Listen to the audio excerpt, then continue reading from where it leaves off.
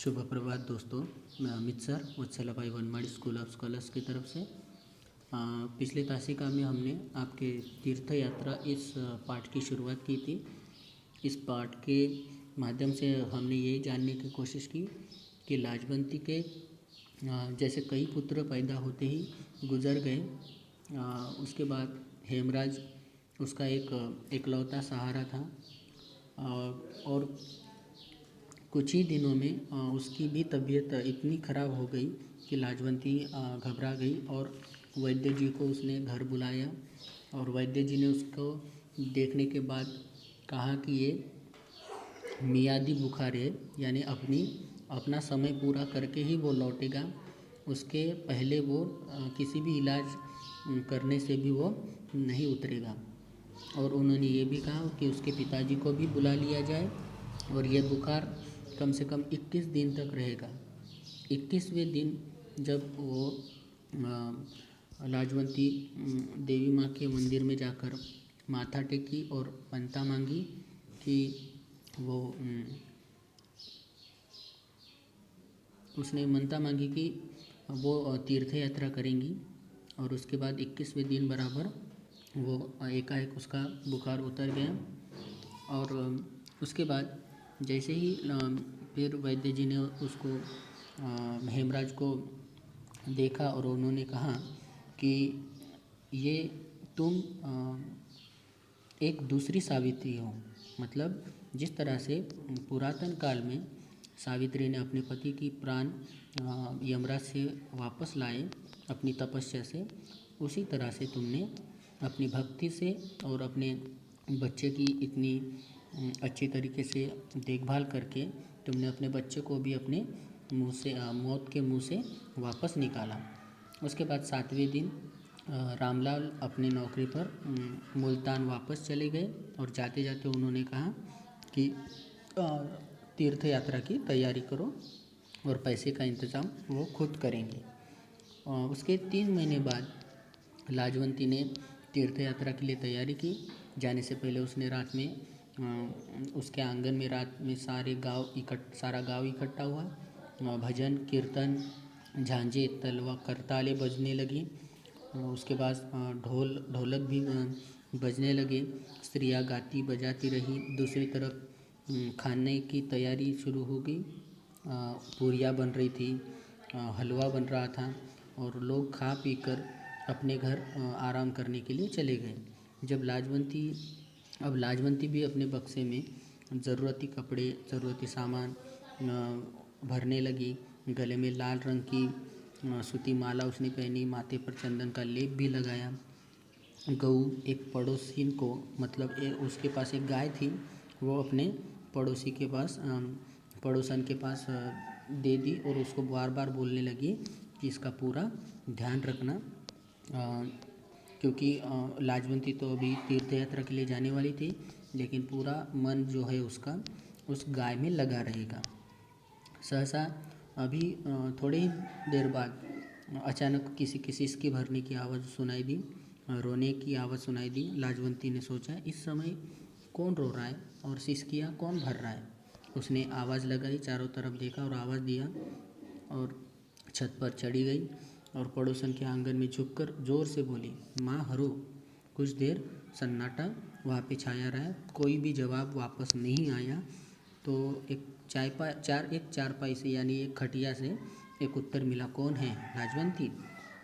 आवाज़ अभी जिस ओर से वो आवाज़ आई कि लाजवंती है क्या, तो उस आवाज़ में एक दर्द था, रोने जैसी आवाज़ आ रही थी। और लाजवंती हरो के पास पहुंच गई और बोली, माँ क्या बात है, तुम क्यों रो रही हो?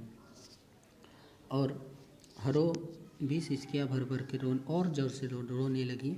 और लाजवंती ने पूछा कि अरे क्या बात है, तुमको क्या तकलीफ़ है, मुझे बताओ, मैं तो तुम्हारी पड़ोसन हूँ, मुझसे मत छुपा, बता न तुझे क्या दुख है। हरो ने दुखी होकर उससे पूछा, क्या तुम उसी दूर कर दोगी? क्या तुम उसे दूर कर दोगी? मतलब मैं अगर तुम्हें अपना दर्द बताऊंगी, अपनी तकलीफ़ बताऊंगी, तो तुम उसको दूर कर दोगी? तो लाजवंती ने उत्तर दिया कि जितना मुझसे हो सकेगा मैं दूर करने की कोशिश करूंगी। और थोड़ी देर तक हरो चुप रही और धीरे से बोली, मेरे मन का दुख जो है वो है कुंवारी बेटी का दुख। मुझे वो दुख खाए जा रहा है। रात रात भर वो जो दर्द है, जो चिंता है वो मुझे सता रही है। जाने कब ये तकलीफ़ मेरी दूर होगी, या वो संकट या वो कठिन परिस्थिति मुझसे दूर होगी। यह क्यों? उसके ब्याह का खर्च तो तुम्हारे जेठ ने मंजूर किया है। मतलब उसकी शादी का अगर तुम्हें तकलीफ़ हो रही है, उसकी चिंता हो रही है, तो तुम्हारे जेठ ने तो उसकी शादी का खर्चा उठाने की बात कही है।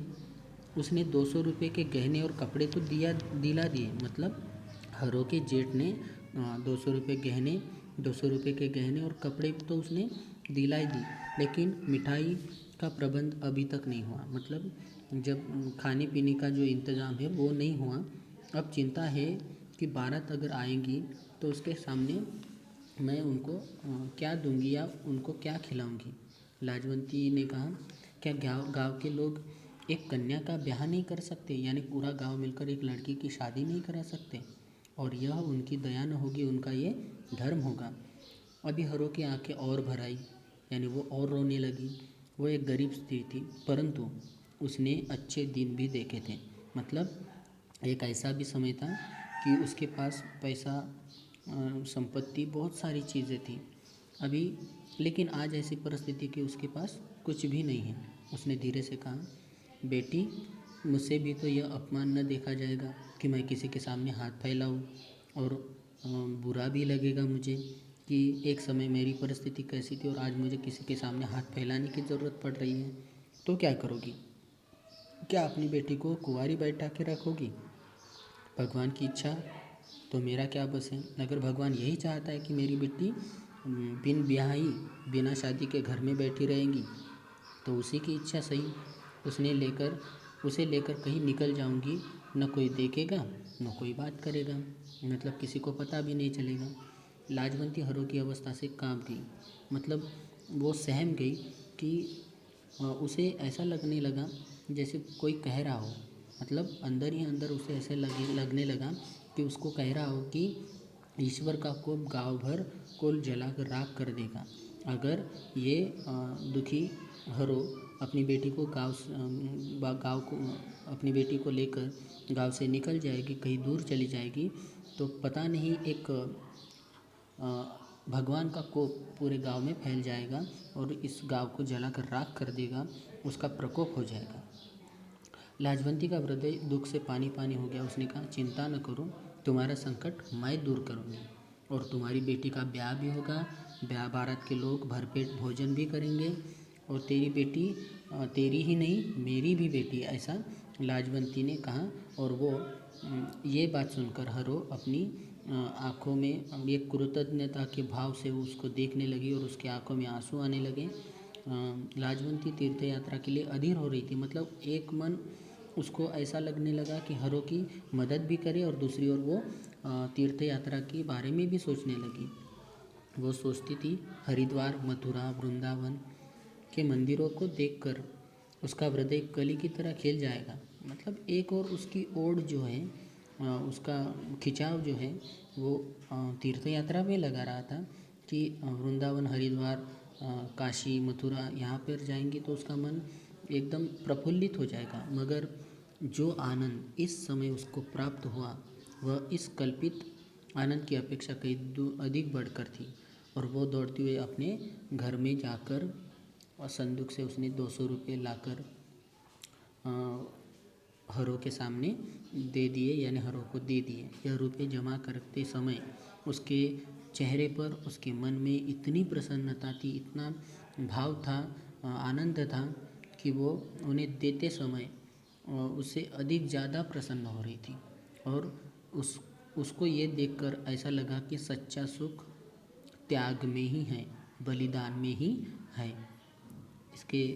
इस लेसन का एक पेज जो है, नोटबुक का एक पेज इस लेसन को लिखना है आपको, और साथ ही इस कठिन शब्दार्थ को भी लिखना है। इसके आगे के प्रश्नोत्तर जो है हम अगली तासिका में देखेंगे। धन्यवाद।